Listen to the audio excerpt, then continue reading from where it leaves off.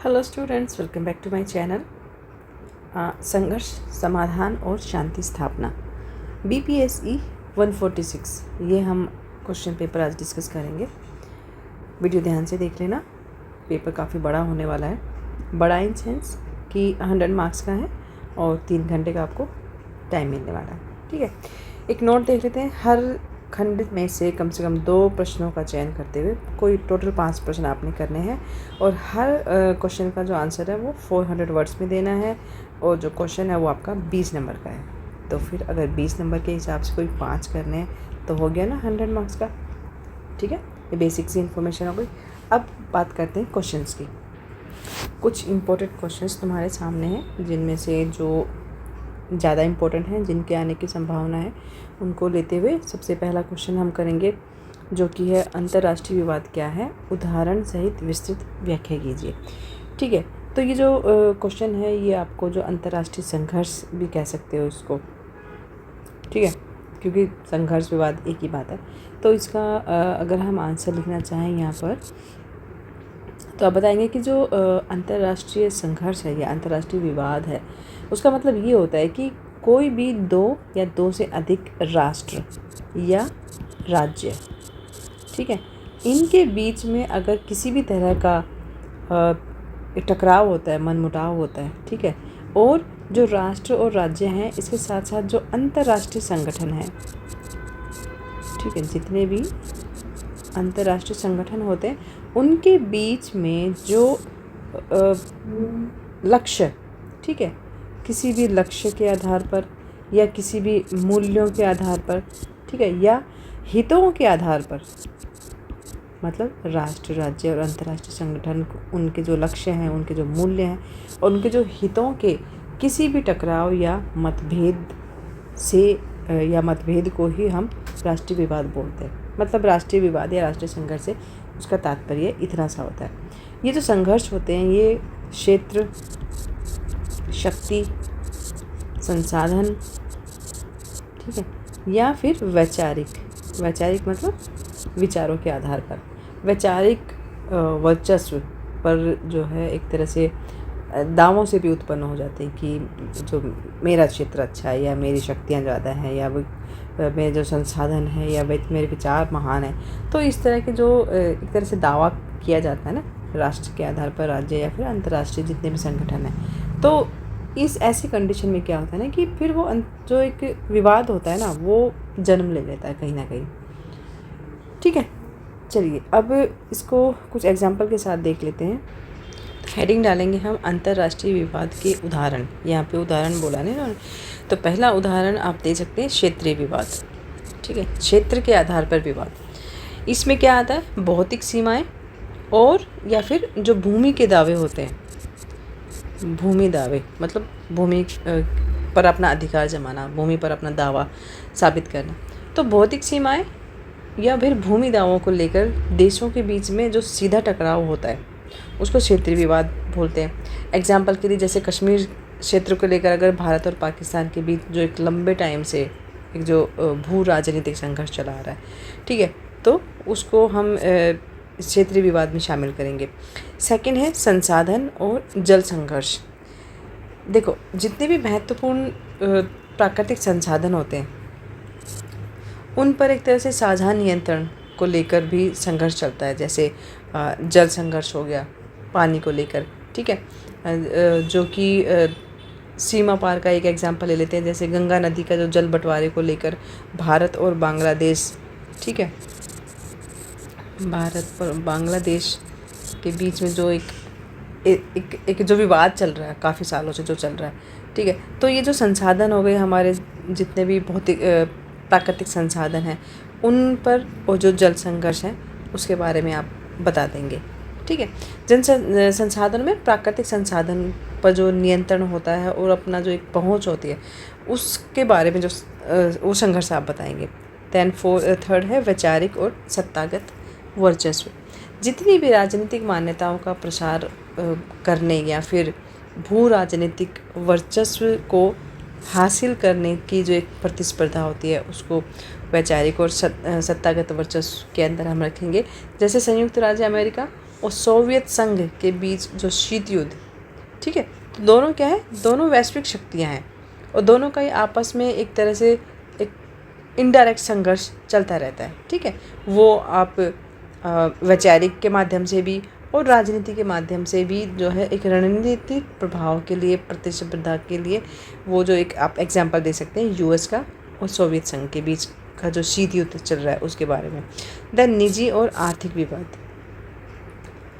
अलग अलग देशों की जो निजी संस्थाएं होती हैं जैसे बहुराष्ट्रीय निगम होते हैं, उनके बीच क्या होते हैं, अनुबंध होते हैं, ठीक है, कुछ अनुबंध होते हैं, कुछ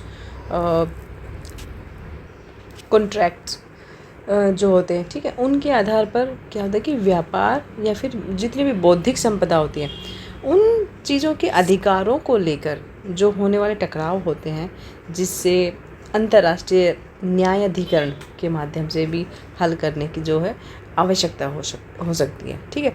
तो निजी तौर पर और आर्थिक विवाद के तौर पर भी आपको जितने भी बहुराष्ट्रीय निगम जितने भी होते हैं ना, जो बहुराष्ट्रीय कंपनियां होती हैं, उनके बीच में जो कॉन्ट्रैक्ट होता है वो, और व्यापारिक या फिर बौद्धिक संपदा के अधिकारों को लेकर जो टकराव होते हैं उसके बारे में आप यहाँ पर बताएंगे 4th पॉइंट में, ठीक है।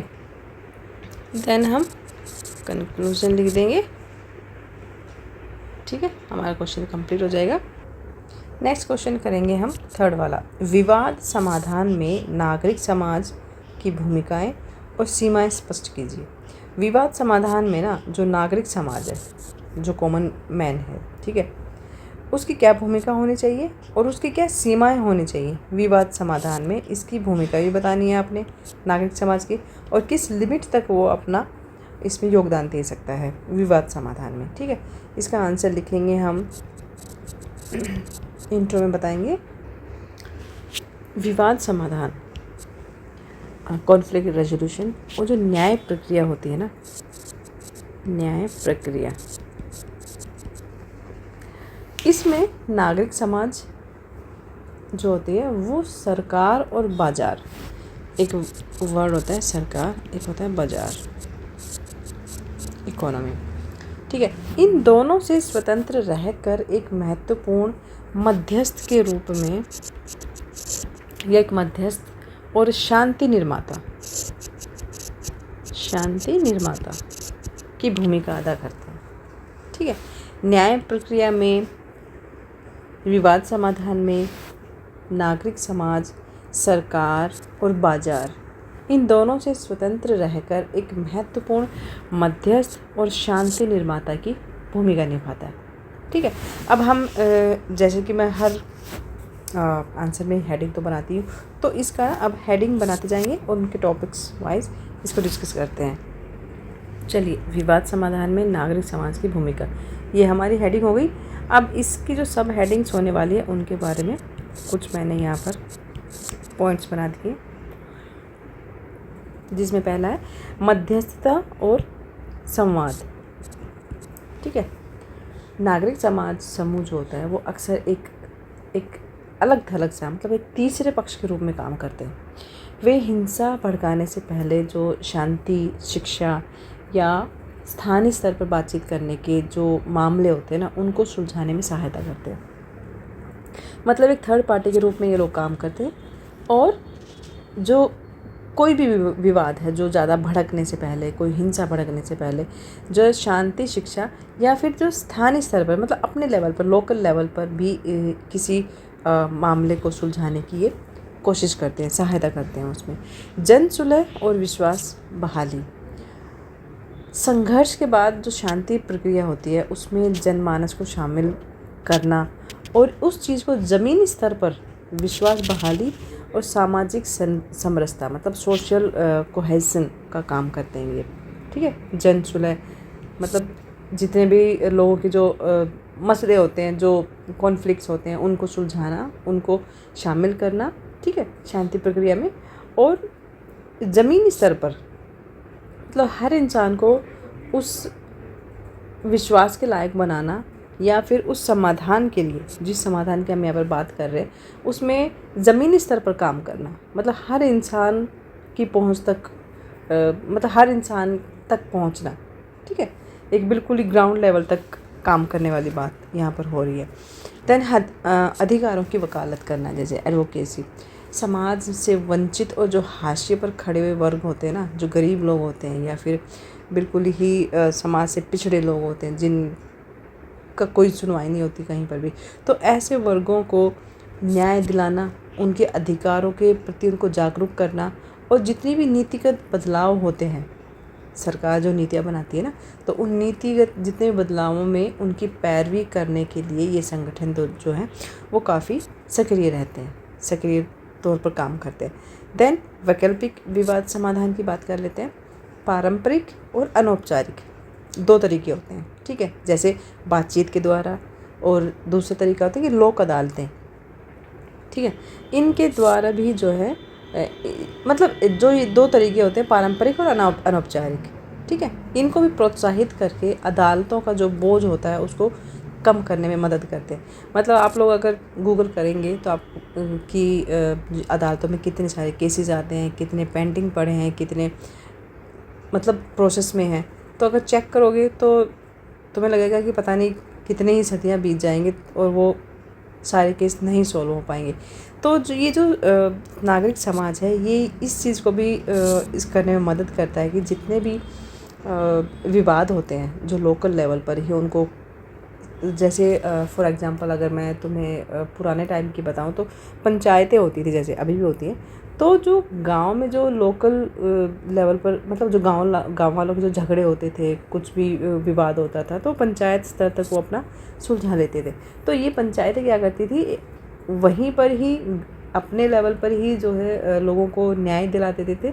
तो इसका एक फ़ायदा ये होता था कि लोगों को इंस्टेंट जस्टिस मिल जाता था, और लोगों को ना ये कोर्ट्स वगैरह जाने की ज़रूरत नहीं पड़ती थी कि कोई हाई कोर्ट जा रहा है या कोई सुप्रीम कोर्ट जा रहा है।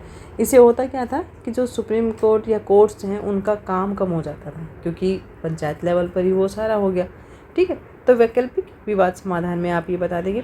देन वॉच डॉग की भूमिका, ठीक है, the role of watch dog बोल सकते हैं। तो उसमें आप बता सकते हैं जो मानवाधिकारों की जो उल्लंघन हो गए और संस्थागत जो कमियों होती है ना, उन पर नज़र रखकर प्रशासन को जवाबदेही, ठीक है, सरकार की या प्रशासन की जवाबदेही बनाते हैं वो, ठीक है। अब हम बात करेंगे इसकी सीमाओं के बारे में। बात कर लेते हैं नागरिक समाज की सीमाएं क्या क्या होती हैं। तो फर्स्ट पॉइंट है कानूनी मान्यता का अभाव, ठीक है, लैक ऑफ लीगल अथॉरिटी। नागरिक समाज के जो फैसले होते हैं ना, जैसे मध्यस्थता करना, ठीक है, इनको कानूनी रूप से ना बाध्यकारी नहीं बनाया जा सकता, माना भी नहीं जा सकता। अंतिम और आधिकारिक समाधान के लिए अदालतें और जो राज्य के कानून हैं उन्हीं पर उनको निर्भर रहना पड़ता है। फिर है सीमित संसाधन, लिमिटेड रिसोर्सेज।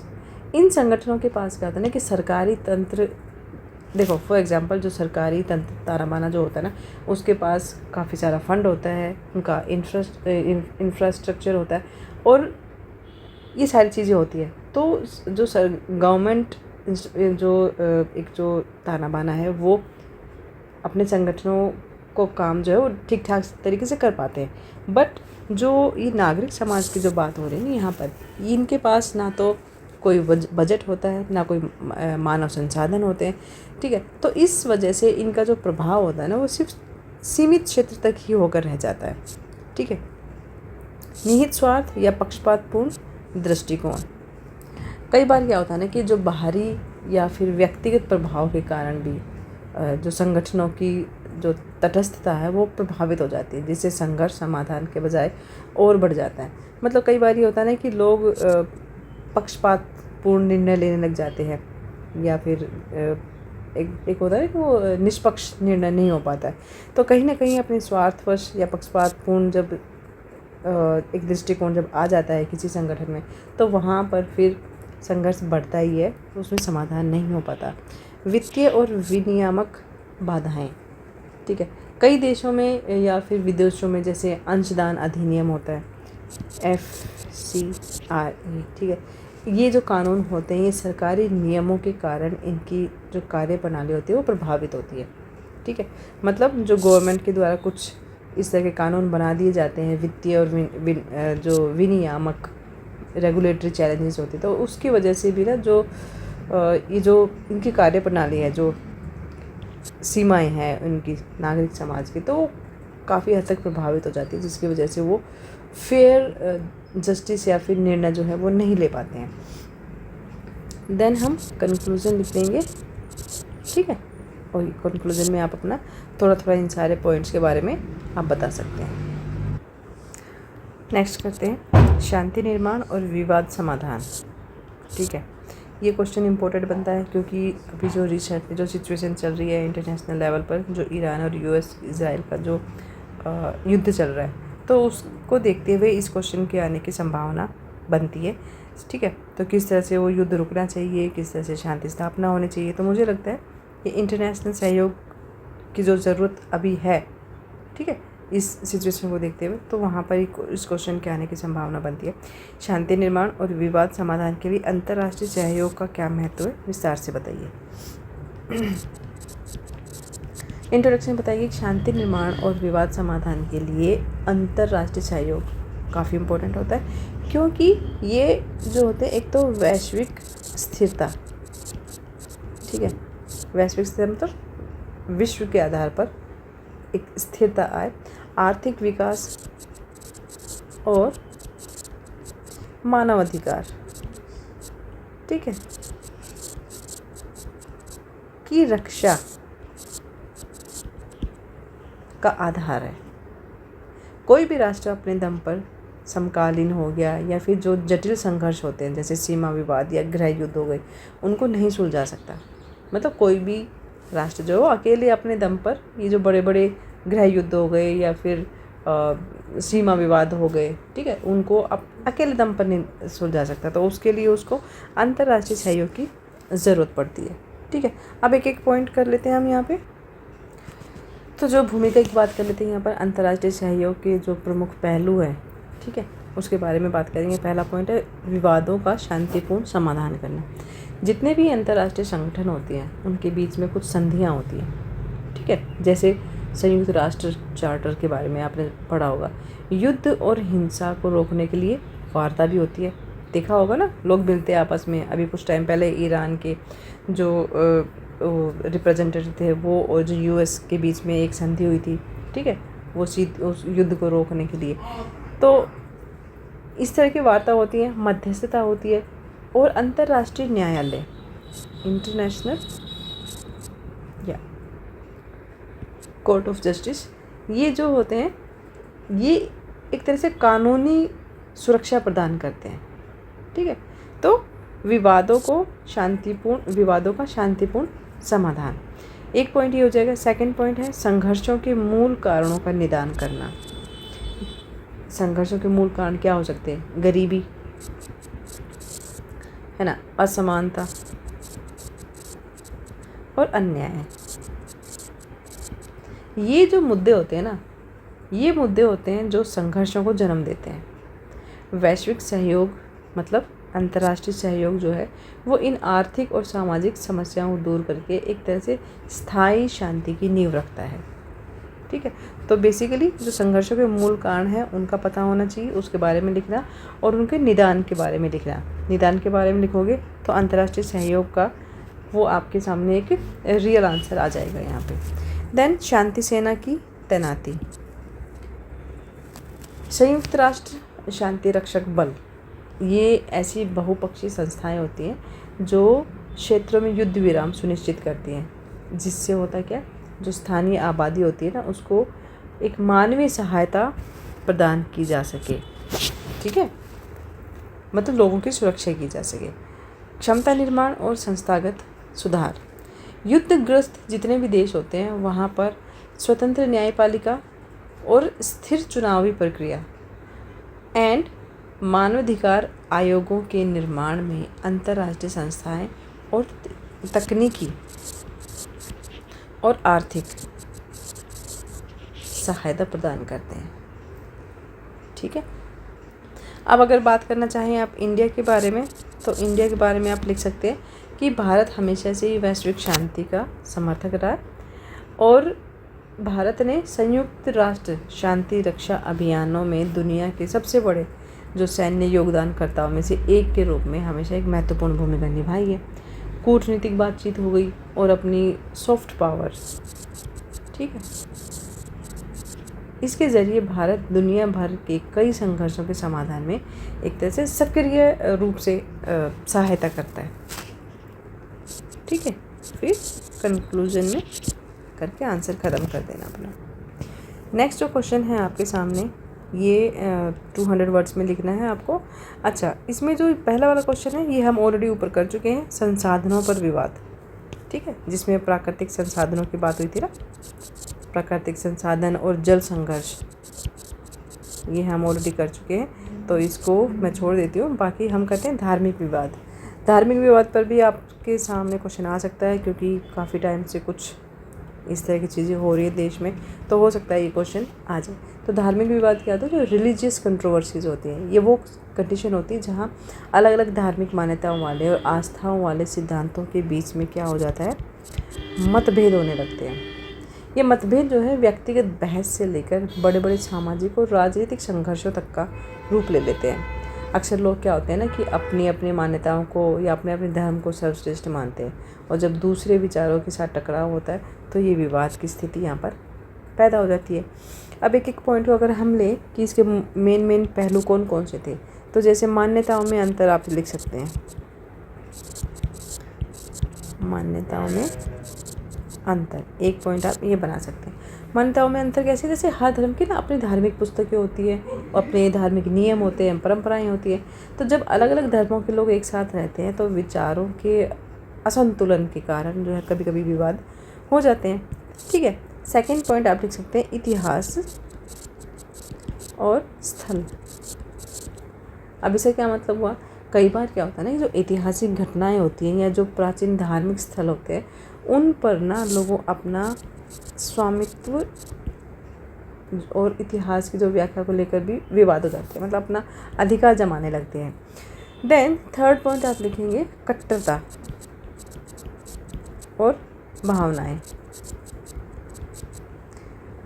धर्म जो है लोगों की गहरी भावनाओं से जुड़ा होता है, ये तो आप लोग जानते हैं। जब किसी भी धर्म का कोई कार्य या कोई बयान दूसरे धर्म की आस्था को ठेस पहुंचाता है तो यहाँ पर तनाव की स्थिति जो है वो पैदा हो जाती है। फोर्थ है राजनीतिकरण, जो कि सबसे ज़्यादा हो रहा है। ठीक है, कई बार क्या होता है ना कि राजनीतिक या फिर व्यक्तिगत अपने स्वार्थ के लिए भी धार्मिक मुद्दों का उपयोग किया जाता है, जिससे होता क्या है, जो छोटे छोटे मतभेद होते हैं ना वो बड़े विवाद और हिंसा में बदल जाते हैं। तो ये इनकी वजह से क्या हो जाता है, फिर धार्मिक विवाद की स्थिति पैदा हो जाती है देश में। ठीक, तो ये 4-5 पॉइंट आप लिख देना इसमें।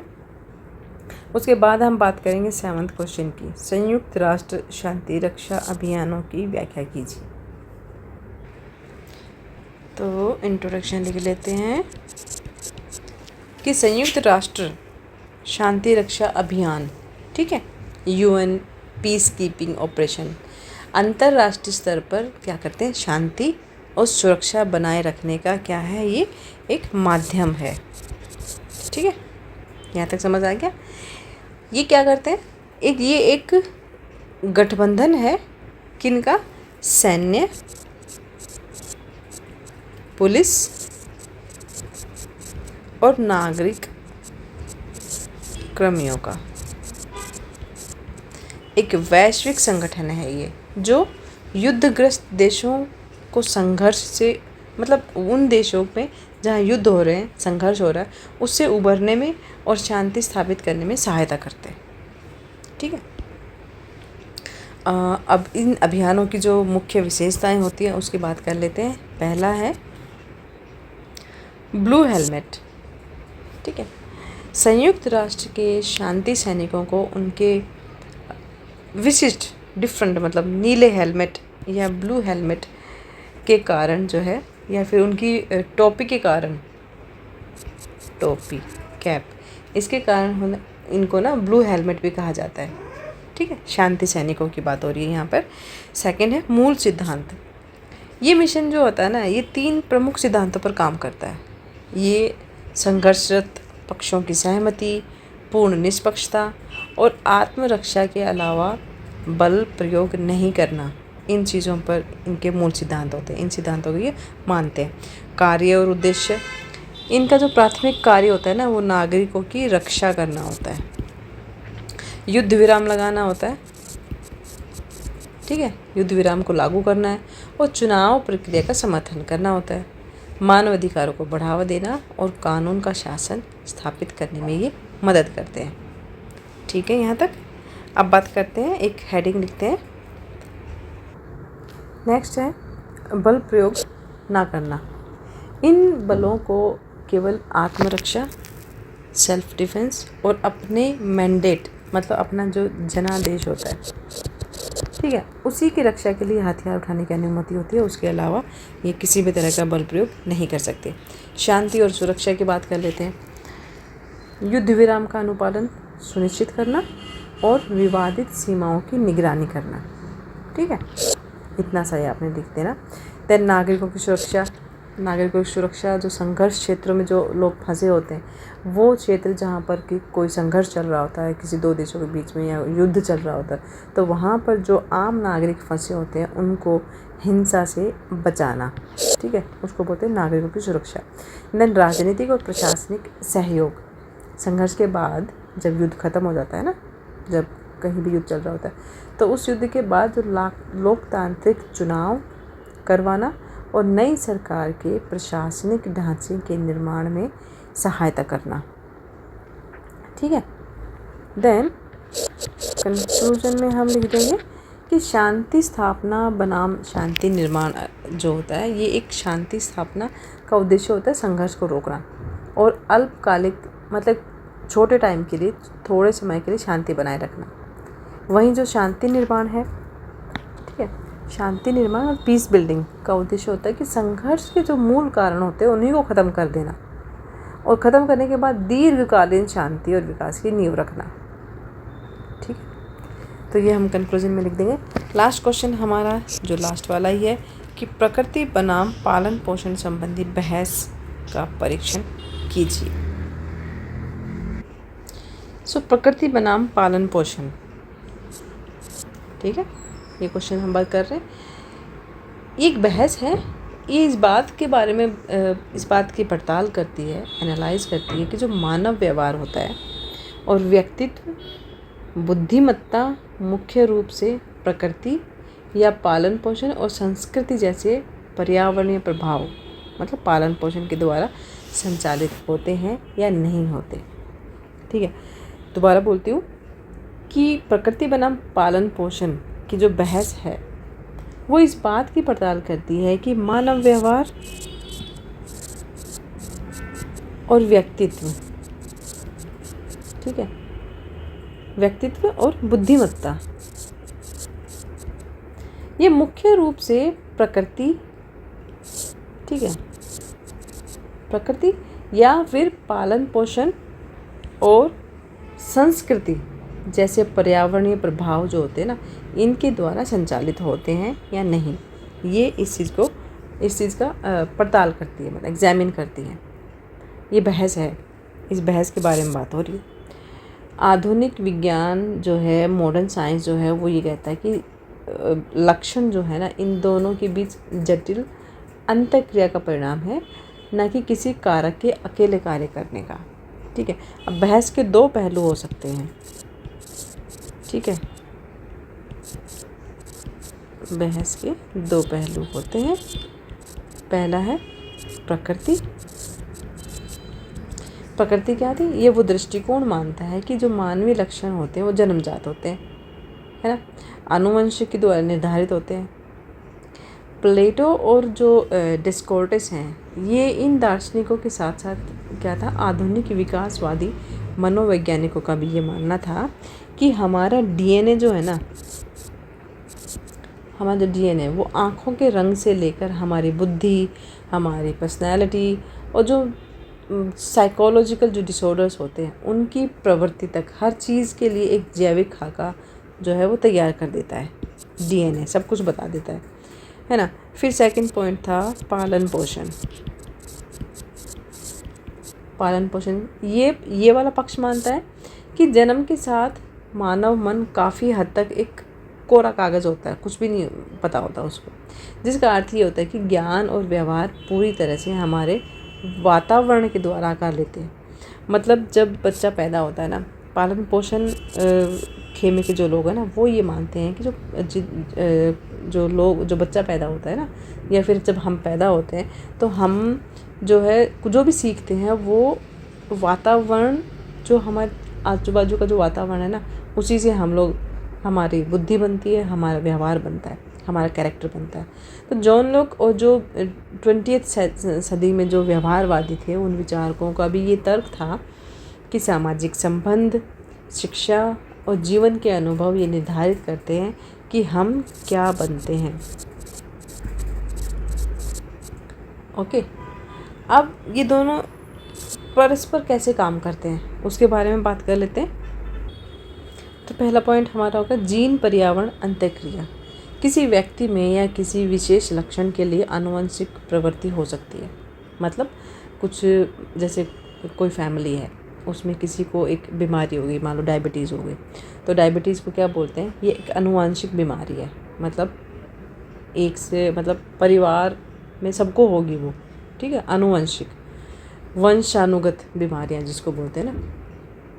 कुछ लक्षण ऐसे हो सकते हैं, लेकिन वो लक्षण प्रकट होगा या नहीं होगा ये पूरी तरह से वो जिस माहौल में रहता है वो पर्यावरण जो है वो उस पर निर्भर करता है। फॉर एग्जांपल, जैसे जो हाई टेंशन होती है ना, हाइपरटेंशन, उसकी आनुवंशिक प्रवृत्ति वाला बच्चा जो है वो सहायक और व्यवस्थित वातावरण में अच्छा एक तरह से शो कर सकता है। लेकिन अव्यवस्थित वातावरण अगर होगा तो उसे काफ़ी संघर्ष का सामना करना पड़ेगा, ठीक है ना। फिर है एपिजेनेटिक्स। ये स्टडी ये बताती है कि ये जो तेज़ी से बढ़ता है क्षेत्र, ये बताता है कि जो पर्यावरणीय कारक होते हैं, जैसे तनाव, आहार, ठीक है, और आघात, वास्तव में क्या होता है कि हमारे जीन की अभिव्यक्ति को ये प्रभावित करते हैं। डीएनए से, जो हमारा डीएनए होता है ना, उससे एक रासायनिक चिन्हों को भौतिक रूपों से जोड़ा जा सकता है, जिसमें विशिष्ट जीन का जो प्रभाव होता है, जैसे वो या तो चालू हो जाते हैं या फिर बंद हो जाते हैं। और ये परिवर्तन जो होता है ना, कई पीढ़ियों तक भी पहुंच जाता है। जैसे मैंने बताया तुम्हें, जैसे अभी मैंने शुगर का या बीपी का एग्जांपल दिया, ठीक है। देन जुड़वा बच्चों पर अध्ययन की बात कर लेते हैं। समरूप जितने भी जुड़वा बच्चों का डीएनए होता है ना, वो बिल्कुल एक जैसा होता है। जन्म के समय अलग अलग हुए और पूरी तरह से अलग अलग वातावरण में जो बच्चे पले बड़े होते हैं, जुड़वा बच्चे होते हैं, उनका अगर स्टडी करो तो जो रिसर्चर्स थे उन्होंने ये सटीक रूप से मापा है कि उनका जो व्यवहार है, व्यवहार का कितना हिस्सा जो है वो आनुवंशिक ही होगा और कितना हिस्सा जो है वो पालन पोषण से निर्धारित होता है।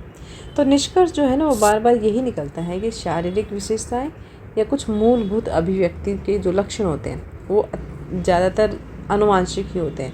बट जो वातावरण है, पर्यावरण या वातावरण या जहाँ जिस माहौल में वो रहते हैं, वो उन लक्षणों के अभिव्यक्ति को काफ़ी हद तक प्रभावित करते हैं, ठीक है। फिर कंक्लूजन लिख देना इसमें 8 से 10 लाइन लिख के, और ये आपका क्वेश्चन कंप्लीट हो जाएगा और वीडियो भी कंप्लीट हो गई हमारी। मिलते हैं नेक्स्ट वीडियो में। Best of luck.